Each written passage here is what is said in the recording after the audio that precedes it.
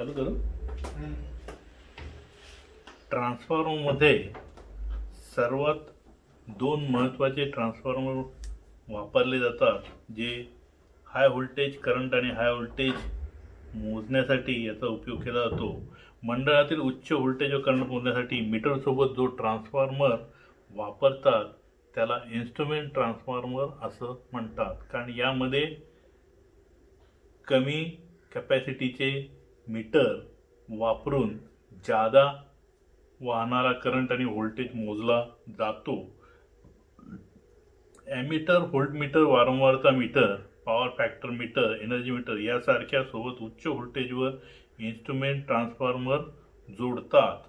लक्षात घ्या की कमी कॅपॅसिटीचे करंट म्हणजे ॲमीटर आणि व्होल्टमीटर जोडून उच्च करंट आणि व्होल्टेज मोजता येतो. म्हणजे चालू स्थितीमध्ये म्हणजेच ओव्हरहेड लाईनमध्ये कमीत कमी 33,000, 66,000 व्होल्ट आणि 1000 ॲम्पियर, 1,500 ॲम्पियर करंट जर मोजायचा असेल तर आपण जी घरगुती उपकरणं वापरतो ती आपण वापरू शकत नाही, ती जळून जातील. यासाठी हे जे करंट आणि व्होल्टेज मोजण्यासाठी चालू स्थितीमध्ये, लक्षात घ्या, एक महत्त्वाचं म्हणजे ओव्हरहेड लाईन चालू असताना त्यामधील वाहणारा करंट आणि व्होल्टेज मोजण्यासाठी या इन्स्ट्रुमेंट ट्रान्सफॉर्मरचा वापर केला जातो. लाईनवर उच्च व्होल्टेज मापनासाठी मीटर ग्राउंड केल्याशिवाय त्याचे मापन करता येत नाही. ग्राउंडच्या तुलनेने त्याची पातळी अतिशय उच्च असते, म्हणून अशा मंडळातील जोडलेल्या मीटरजवळ स्विचबोर्डजवळ काम करणे अतिशय अवघड असते आणि धोकादायक असते आणि आपण त्याचा वापर करू शकत नाही. यासाठी हे जे मीटर बनवलेले आहेत त्यांना करंट ट्रान्सफॉर्मर आणि पोटेन्शियल ट्रान्सफॉर्मर असे म्हणतात. करंट ट्रान्सफॉर्मर हा ॲक्च्युली स्टेप अप ट्रान्सफॉर्मर असतो आणि पोटेन्शियल ट्रान्सफॉर्मर हा स्टेप डाऊन ट्रान्सफॉर्मर असतो. पोटेन्शियल ट्रान्सफॉर्मर म्हणजेच व्होल्टेज ट्रान्सफॉर्मर. प्रथम आपण बघूया की करंट ट्रान्सफॉर्मर अति उच्च करंट मोजताना ॲमीटर इन्स्ट्रुमेंटच्या करंट कॉईल व रिलेसाठी कमी करंट देण्यासाठी वापरल्या जाणाऱ्या ट्रान्सफॉर्मरला करंट ट्रान्सफॉर्मर असे म्हणतात. करंट ट्रान्सफॉर्मर म्हणजेच काय की यामध्ये चालू स्थितीमध्ये ओव्हरहेड लाईनमधला करंट मोजण्यासाठी या ट्रान्सफॉर्मरचा वापर केला जातो. यामध्ये प्रायमरी जी वाइंडिंग आहे ती कमी वेढ्याची असते आणि सेकंडरी वाइंडिंग ही जादा वेढ्याची असते. म्हणजेच हा कुठला प्रकारचा तर स्टेप अप ट्रान्सफॉर्मरचा प्रकार आहे. परंतु यामध्ये 0 ते 50 किंवा 100 ॲमीटर हा जो करंट आहे मोजण्यासाठी आपल्या घरगुती जी उपकरणं आहे त्यामध्ये बदल करून त्याचा उपयोग आपण करंट ट्रान्सफॉर्मर म्हणून केला जातो. यामध्ये प्रायमरी वाइंडिंगला अति उच्च व्होल्टेज लाईनवर जोडतात, म्हणजे ओव्हरहेड लाईनवर डायरेक्ट त्यामध्ये खटका टाकून त्याला सप्लाय दिला जातो. यामध्ये हाय व्होल्टेज लाईन ही प्रायमरी वाइंडिंग म्हणून कार्य करते.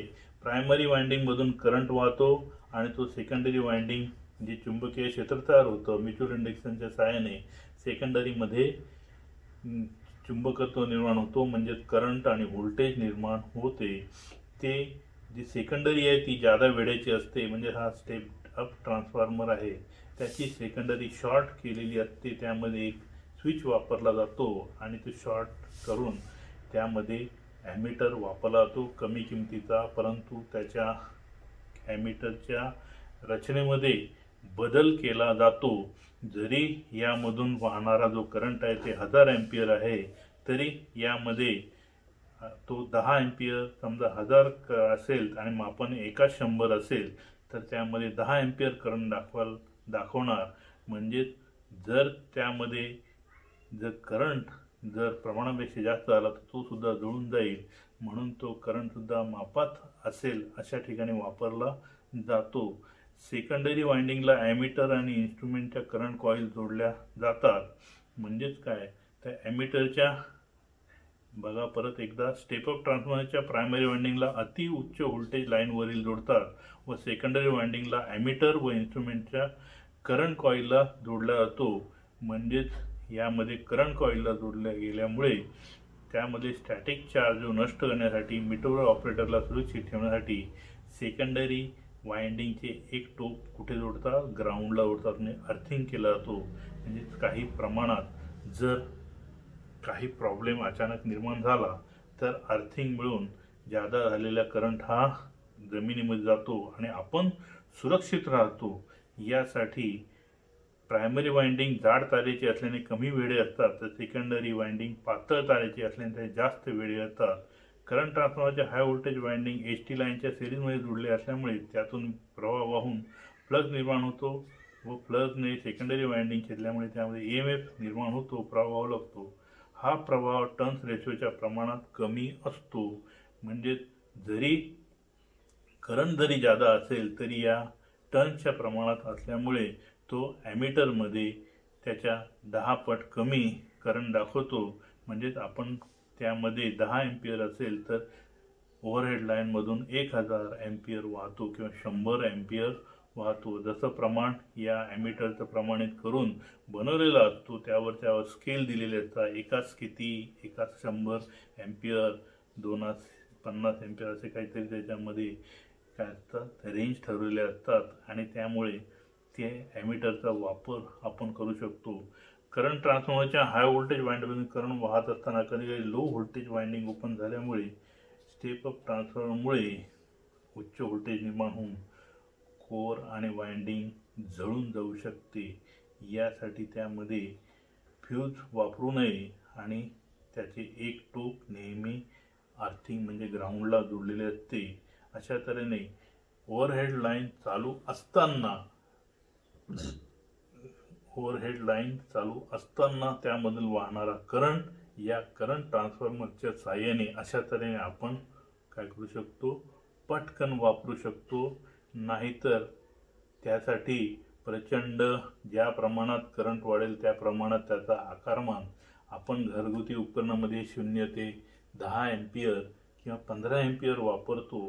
पण जर 1000 एम्पियरचा जर आपल्याला करंट मोजायचं असेल आपल्या घरगुती घरामध्ये तर त्याला घरा एवढा जवळजवळ आकारमानाचा करंट किंवा ॲमीटर बनवायला लागतो. तो होऊ नये यासाठी करंट ट्रान्सफॉर्मरचा वापर केला जातो. त्यानंतर पोटेन्शियल ट्रान्सफॉर्मर म्हणजे अतिउच्च व्होल्टेज मोजण्यासाठी व्होल्टमीटर, इन्स्ट्रुमेंट रिले यांना तो लो सप्लाय देण्यासाठी वापरलेल्या ट्रान्सफॉर्मरला पोटेन्शियल ट्रान्सफॉर्मर असे म्हणतात. डायग्राममध्ये बघा की यामध्ये जो प्रायमरी आहे ती जादा वेढे घेतलेली असते आणि सेकंडरी ही कमी वेढे घेतलेली असते. सेकंडरीमध्ये कमी घेतली असल्यामुळे व्होल्टमीटरला कमी व्होल्टेज मिळतो आणि त्याचं प्रमाण जेव्हा आपण ठरवतो त्यानुसार तो आपण समजा 10 व्होल्ट असेल तर 1000 व्होल्ट त्यामधून वाहतो असं गृहीत धरलं जातं. जसं प्रमाण असेल त्यानुसार एकाच 100 एकाच 1000 असं जे प्रमाण असतं व्होल्टमीटरचं त्यानुसार ते जोडलेलं असतं. अति उच्च व्होल्टेज मोजताना व्होल्टमीटर, इन्स्ट्रुमेंट व रिले यांना लो सप्लाय देण्यासाठी वापरलेल्या ट्रान्सफॉर्मरला पोटेन्शियल ट्रान्सफॉर्मरचा हा एक प्रकारचा स्टेप डाऊन ट्रान्सफॉर्मर असून याची प्रायमरी वाइंडिंग हाय व्होल्टेजला जोडलेली असते तर सेकंडरीला व्होल्टमीटर व इन्स्ट्रुमेंटची प्रेशर कॉईल जोडलेली असते. लक्षात घ्या की सेकंडरीला व्होल्टमीटर आणि इन्स्ट्रुमेंटची प्रेशर कॉईल जोडलेली असते. करंट ट्रान्सफॉर्मरमध्ये करंट कॉईल जोडलेली असते तर पोटेन्शियल ट्रान्सफॉर्मरमध्ये व्होल्टेज मोजण्यासाठी सेकंडरीला प्रेशर कॉईल म्हणजेच व्होल्ट कॉईल जोडलेली असते. स्टॅटिक चार्ज नष्ट करण्यासाठी व मीटर ऑपरेटरला धोका पोचू नये यासाठी सेकंडरीचे एक टोक ग्राउंड केलेले असतात म्हणजे अर्थिंग त्याला दिलेली असते.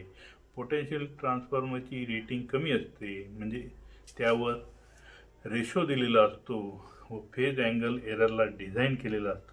5 kV पेक्षा कमी क्षमतेचे पोटेन्शियल ट्रान्सफॉर्मर ऑइल इमर्ज असतात म्हणजे यामध्ये ट्रान्सफॉर्मरमध्ये ऑइल भरलेलं असतं. या ट्रान्सफॉर्मरच्या प्रायमरीला फ्यूज व सेकंडरी वाइंडिंगला 110 व्होल्ट व्होल्टेज मिळते व याप्रमाणे स्केलची रिडिंग केली जाते. अशा तऱ्हेने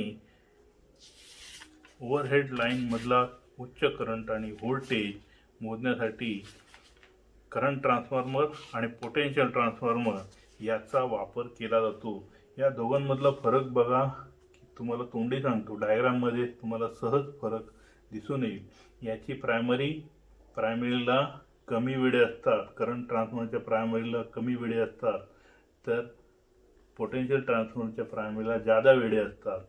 त्यानंतर करंट ट्रान्सफॉर्मरमध्ये सेकंडरी वाइंडिंगला जादा असतात, तर यामध्ये हा जो आहे तो करंट स्टेप अप ट्रान्सफॉर्मर आहे आणि पोटेन्शियल ट्रान्सफॉर्मर हा एक प्रकारचा स्टेप डाऊन ट्रान्सफॉर्मर आहे. करंट ट्रान्सफॉर्मरच्या सेकंडरीला करंट कॉईल जोडली जाते, तर पोटेन्शियल ट्रान्सफॉर्मरच्या सेकंडरीला प्रेशर कॉईल जोडली जाते. यामध्ये दोन्हीचा उपयोग हा चालू असताना, म्हणजे करंट आणि व्होल्टेज ओव्हरहेड लाईनमध्ये चालू असताना याचा वापर केला जातो. क्लिप ऑन मीटर असं सुद्धा याला म्हणतात.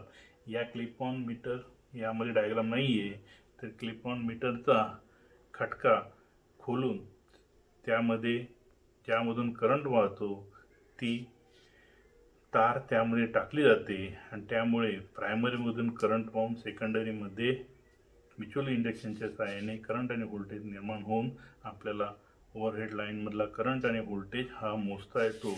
यामध्ये लक्षात द्या, कुठली तरी सर्किट डायग्राम 8 मार्काला काढायला येईल, किंवा करंट ट्रान्सफॉर्मरची माहिती द्या किंवा पोटेन्शियल ट्रान्सफॉर्मरची माहिती द्या किंवा नोट्स लिहा, असं यामध्ये बोर्डाच्या परीक्षेत येऊ शकतं. ट्रान्सफॉर्मरची टेस्टिंग आणि मेंटेनन्स.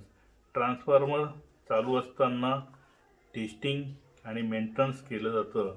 टेस्टिंग करताना म्हणजे आपण जेव्हा तयार होत असताना, जेव्हा तो पूर्ण तयार होतो तेव्हा त्यामध्ये होण्यापूर्वी टेस्टिंग केली जाते. त्याला रुटीन टेस्ट, टाईप टेस्ट आणि विशिष्ट टेस्ट असं म्हणतात. म्हणजे तो टेस्टिंग कशासाठी, तर ट्रान्सफॉर्मर योग्य तऱ्हेने चालू राहतो का, त्याची कार्यक्षमता नीट आहे का, करंट लॉसेस वगैरे व्यवस्थित आहेत का, त्याची जी ऑइलची कॅपॅसिटी आहे ती योग्य आहे की नाही, यासाठी टेस्ट केली जाते. तर पहिला जे आहे ते रुटीन टेस्ट, म्हणजे रोजची टेस्ट. रोजच्या टेस्टमध्ये 11 टेस्ट केल्या जातात. Insulation resistance test. यामध्ये इन्सुलेशन टेस्टचा वापर महत्त्वाचा आहे, कारण याच्या साहाय्याने जर रेजिस्टन्स कमी जास्त झाला तर त्यामधला जो इन्सुलेशन जो वापरला जातो, पेपर असतो, त्यानंतर रेक्झिन असते, त्यानंतर त्यामध्ये वेगवेगळ्या प्रकारचे जे आपण इन्सुलेशन वापरतो त्याची कॅपॅसिटी कमी किंवा जास्त झाली की नाही हे बघण्यासाठी इन्सुलेशन रेजिस्टन्स टेस्ट घेतली जाते. 2 वाइंडिंग रेजिस्टन्स टेस्ट, म्हणजे वाइंडिंगचा जो रेजिस्टन्स असतो तो जर कमी जास्त झाला तर करंट कमी जास्त होतो, करंट कमी जास्त झाला तर कार्यक्षमतेवर लॉसेसवर परिणाम होतो, लॉसेसचा परिणाम झाला की मग त्यामध्ये कार्यक्षमता कमी होते. त्यानंतर 3 turns ratio voltage ratio test. यामध्ये टॅप चेंजिंग हे जो खटका असतो तो टर्न्स रेशो कमी जास्त करण्यासाठी वापर केला जातो, तो योग्य आहे की नाही हे बघण्यासाठी त्याचा उपयोग केला जातो. 4 पोलॅरिटी टेस्ट, म्हणजे जोडलेली जे वाइंडिंगमधून निघालेले जे कनेक्शन आहेत ते योग्य जोडलेले आहेत की नाही, नेहमी किती बदललेत का हे बघण्यासाठी पोलॅरिटी टेस्ट घेतली जाते. 5 नो लोड लॉसेस व करंट टेस्ट. म्हणजे यामध्ये नो लोड लॉसेस कशामध्ये निर्माण होतात, तर कोअरमध्ये निर्माण होतात. नो लोड लॉसेस म्हणजे करंट चालू असो किंवा नसो तरी लोड हे जे लॉसेस आहेत ते चालूच राहतात, ते कमीत कमी राहावे यासाठी नेहमी त्याची टेस्ट घेतली जाते. त्यामध्ये जो करंट निर्माण होतो त्याचीसुद्धा टेस्ट घेतली जाते. तो कमी झाला किंवा वाढला तरी कार्यक्षमतेवर परिणाम होतो. त्यानंतर 6 short circuit impedance test. Short circuit होऊ नये यासाठी ही टेस्ट घेतली जाते. त्यानंतर 7 कंटिन्युटी टेस्ट. वाइंडिंगच्या तारा कंटिन्यूस आहेत की नाही, सलग आहेत की नाही, कुठे तुटण्याची शक्यता आहे की काय, ही नेहमी चालू करण्यापूर्वी तपासली जाते. कारण हे जी ट्रान्सफॉर्मर आहे त्याच्या किमती खूप जास्त असतात, हजारात नसतात, सगळ्या लाखो 3, 4, 5 लाखापर्यंत असतात. त्यामुळे याच्या टेस्ट करण्यासाठी मेंटेनन्स इंजिनियर खास नेमलेला असतो. 8 मॅग्नेटायझिंग करंट टेस्ट.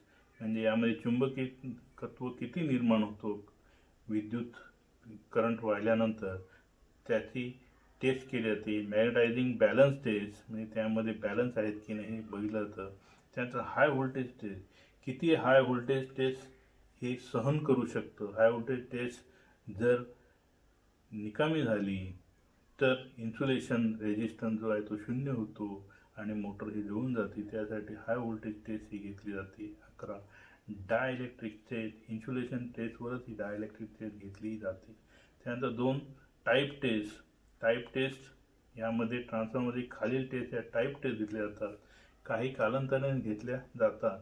यामध्ये तापमान वाढीचे टेस्ट म्हणजे लक्षात घ्या, तापमान थोडं जरी वाढलं तरी या इन्सुलेशन रेजिस्टन्सवर किंवा जे इन्सुलेशन वापरतो त्यावर परिणाम होतो.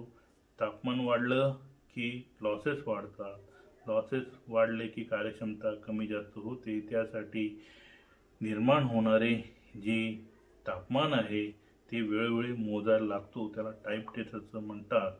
प्रत्येक टेस्टचा जो करंट आहे, व्होल्टेज आहे ते सगळं मेंटेन करायला लागतं. त्यानंतर डायइलेक्ट्रिक टाईप टेस्ट ही टेस्टसुद्धा घेतली जाते. त्यानंतर 3 विशिष्ट टेस्ट, डायइलेक्ट्रिक विशिष्ट टेस्ट. त्यानंतर शॉर्ट सर्किट टेस्ट म्हणजे शॉर्ट झालं तर किती करंटला ती शॉर्ट होते ती टेस्ट घेतली जाते. नो लोड करंटवेळी अडथळा टेस्ट म्हणजे यामध्ये नो लोड करंटवेळी जी ब्रेकिंग टेस्ट असते ती घेतली जाते. त्यानंतर आवाज लेवलचा टेस्ट म्हणजे ट्रान्सफॉर्मर चालू असताना जादा जर आवाज झाला तरी काहीतरी प्रॉब्लेम निर्माण होतो, त्यासाठी ती लेवल मेंटेन करण्यासाठी ही टेस्ट घेतली जाते. 5 वाइंडिंग व अर्थ किंवा 2 वाइंडिंगमधील कॅपॅसिटन्स तपासणे. वाइंडिंग व अर्थ यामधला रेजिस्टन्स, कॅपॅसिटन्स आणि रिॲक्टन्स ही याची तपासणी केली जाते.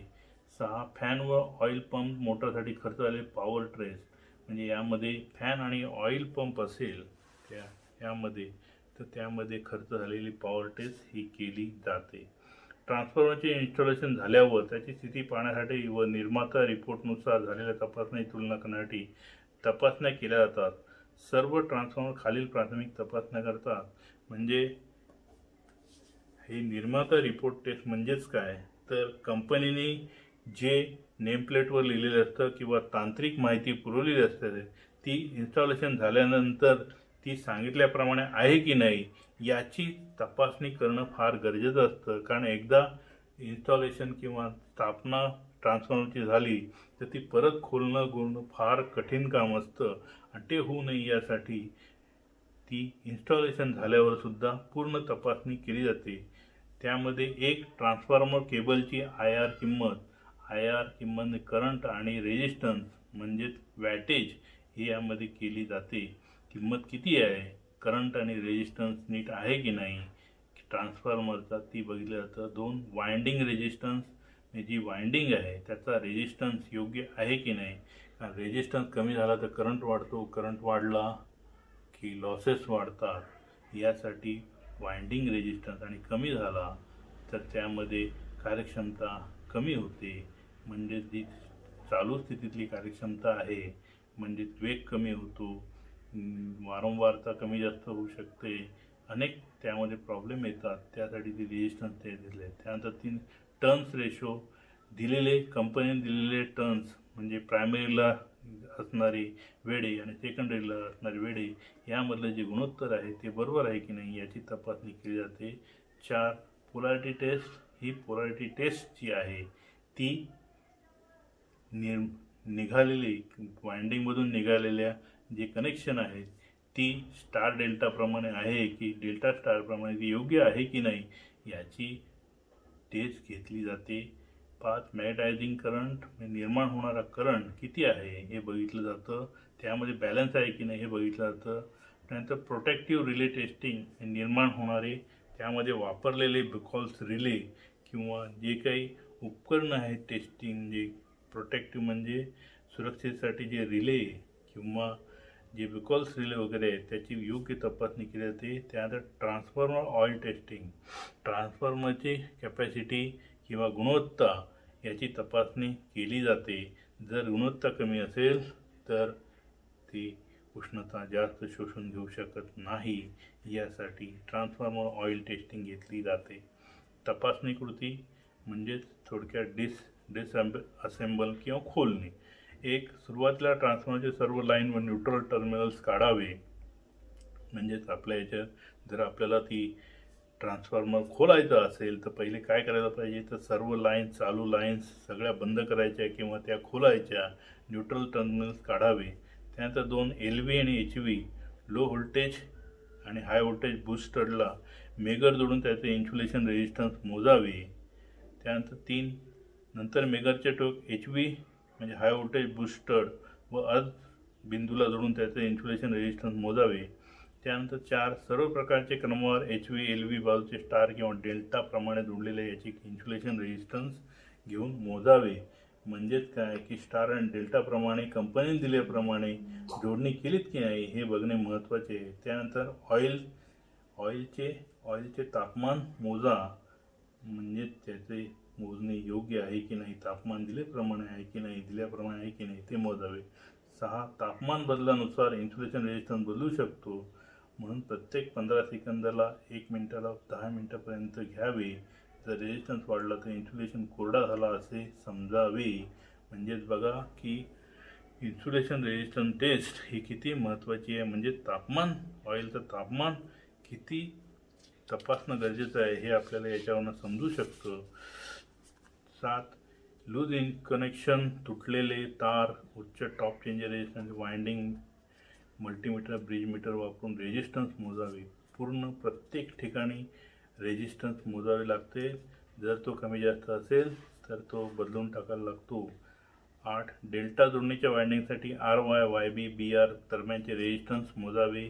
R म्हणजे रेड, येलो, ब्ल्यू यामधला प्रत्येक वाइंडिंगमध्ये निर्माण होणारा रेजिस्टन्स हा बॅलन्स राहायला पाहिजे त्यासाठी. त्यानंतर स्टार जोडणीच्या वाइंडिंगसाठी RN म्हणजे रेड आणि न्यूट्रल, RYB, YN, BN दरम्यान ते रेजिस्टन्स मोजावे. 10, ऑइल टाकीमध्ये ऑइलची पातळी आणि त्याची क्षमता तपासावी. प्रमाणापेक्षा ऑइल टाकीमध्ये जास्त भरलं तर ते वरच्या भागात येऊन प्रॉब्लेम निर्माण होतो. त्यासाठी ऑइलची पातळी आणि त्याची क्षमता ही तपासावी. 11, ट्रान्सफॉर्मर वाइंडिंगमधील ओपन सर्किट, शॉर्ट सर्किट तपासण्यासाठी टर्न्स रेशो काढावे. ब्रिज मंडळ वापरून टर्न्स रेशो काढता येतो. यामध्ये दिलेल्या कंपनीनुसार जर टर्न्स रेशो असेल तर तो टर्न्स योग्य करावा लागतो. त्यानंतर मॅग्नेटिक बॅलन्स टेस्टसाठी तपासणी करावी. त्या सर्व तपासण्या झाल्यावर पोलॅरिटी तपासणी करावी. म्हणजे जोडलेली जे स्टार डेल्टाप्रमाणे वाइंडिंगचे कनेक्शन आहेत की नाही हे शेवटी बघून त्यानंतर ट्रान्सफॉर्मर सुरू करावा. अन्यथा त्यामध्ये प्रॉब्लेम झाला तर तो ट्रान्सफॉर्मरमध्ये अतिशय खर्चिक आणि जादा आवश्यक असलेला असल्यामुळे त्याचं मेंटेनन्स करणं गरजेचं असतं. ट्रान्सफॉर्मरचे मेंटेनन्स, पॉवर ट्रान्सफॉर्मर जास्त खर्चिक आणि अति आवश्यक असलेला इलेक्ट्रिकल उपकरण असल्याने त्याची दररोज मासिक, 6 महिने वार्षिक तपासणी करून मेंटेनन्स करावी लागते, ज्यामुळे त्याचं आयुष्य वाढते. लक्षात घ्या की मेंटेनन्स म्हणजे जसं आपल्या शरीराचा मेंटेनन्स असतो, ताप आला आहे, थंडी वाजली तर तो आपण डॉक्टरकडे जातो, तसंच या मेंटेनन्स जे ठरवलेले आहेत त्यानुसार रोज तपासणी केली जाते. त्यासाठी स्पेशल मेंटेनन्स इंजिनियर असतो, त्याच्या हाताखाली 2-3 ITI होल्डर असतात. ते रोज तपासणी करून नोंदणी केली जाते. त्यामध्ये थोडा जरी फरक झाला तरी त्या रिपोर्ट वरच्या ऑफिसरला कळवून त्याची कारणं बघून किंवा वेळप्रसंगी ट्रान्सफॉर्मर बंद करण्याचे आदेश दिले जातात. तो बंद पडू नये व त्याचं आयुष्य वाढावं, रोजच्या रोज जी आपण त्याच्याकडनं काम करून घेतो ते योग्य हो यासाठी त्याचा मेंटेनन्स राखणं गरजेचं असतं. तर यामध्ये 1, दररोजचे मेंटेनन्स व तपासणी. पॉवर ट्रान्सफॉर्मरमध्ये खालील 3 तपासण्या रोज कराव्या लागतात. 1, मुख्य टाकी कॉन्झर्वेटर टाकीची चुंबकीय ऑइल गेज तपासणी. म्हणजेच ऑइल गेज जो आहे त्याची पातळी, त्या कॉन्झर्वेटरमध्ये किती ऑइल आहे, मुख्य टाकीमध्ये किती ऑइल आहे या गेजच्या सहाय्याने रोज तपासावे लागतं आणि त्याची नोंदणी करावी लागते. ब्रीदरमधील सिलिका जेलचा रंग तपासावा.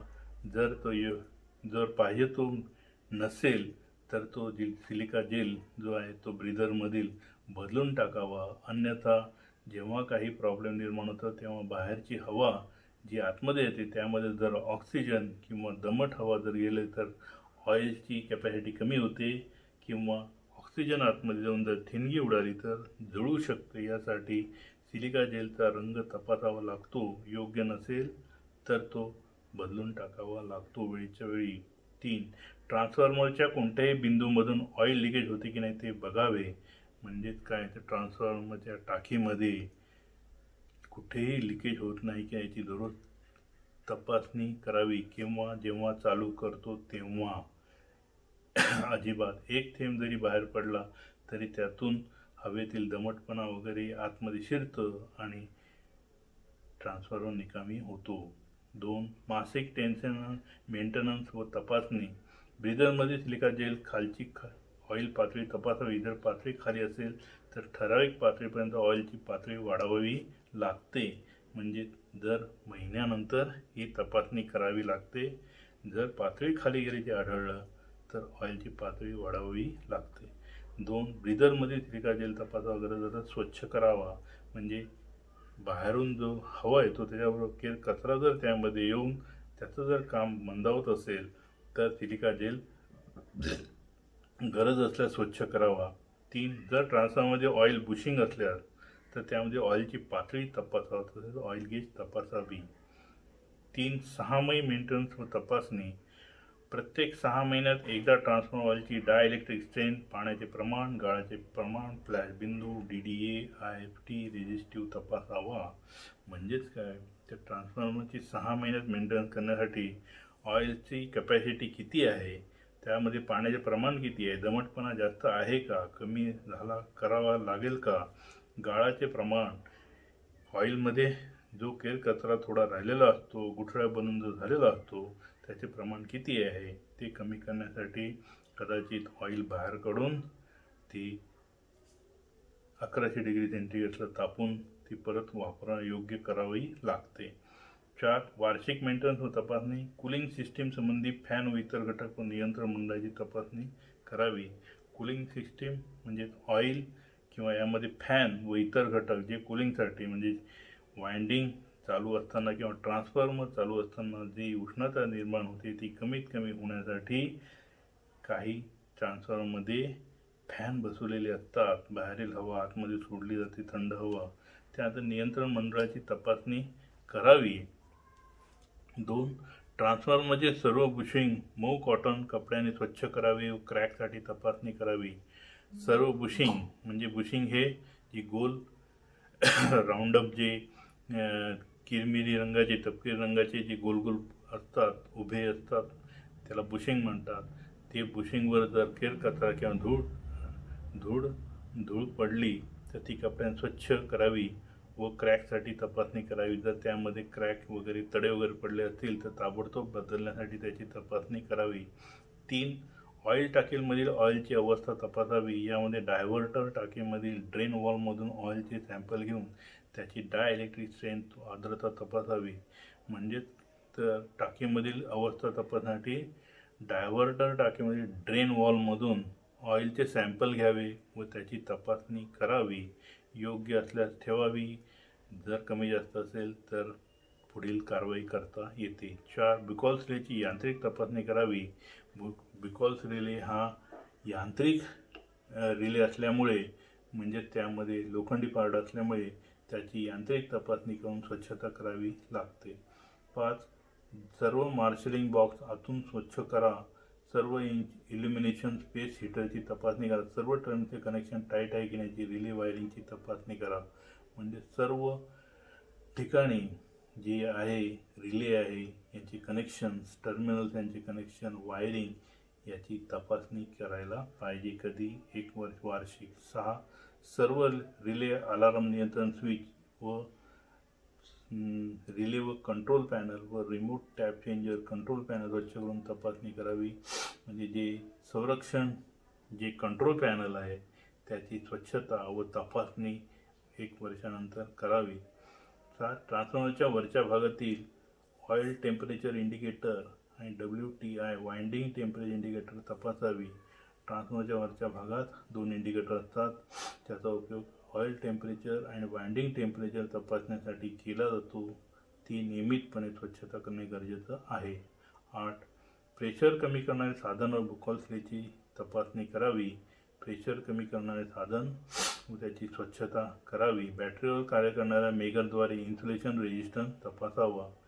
क्लॅप मीटर अर्थात कनेक्शन व रेझरमध्ये रेजिस्टन्समधील रेजिस्टन्स मोजावे.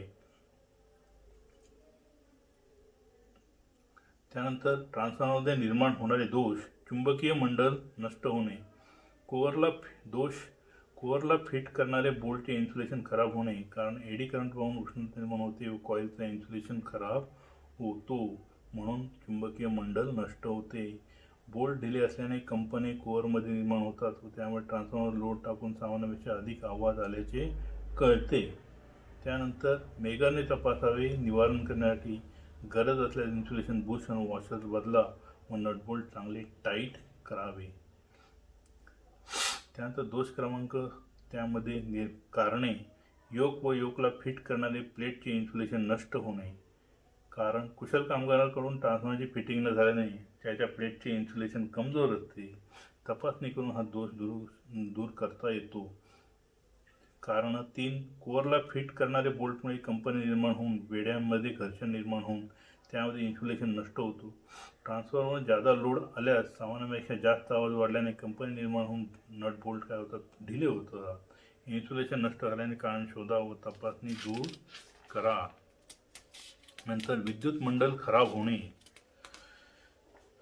कारणे. जवळच्या वेड्यामध्ये शॉर्ट सर्किट दोष निर्माण होतो. दुसरं कारण कॉईलचे फायबर इन्सुलेशन ओलसर होत झाले असेल. 3. इन्सुलेशनचे तुकडे पडणे. हे काय कारणे आहेत, याच्यामध्ये दोष आहेत. त्यानंतर हे कारणे. कॉपर जवळच्या वेळामध्ये शॉर्ट सर्किट का होतं, तर कॉपर कंडक्टरचे टर्मिनल एकमेकांजवळ असल्यावर टोकदार असल्यामुळे शॉर्ट सर्किट होऊ शकते.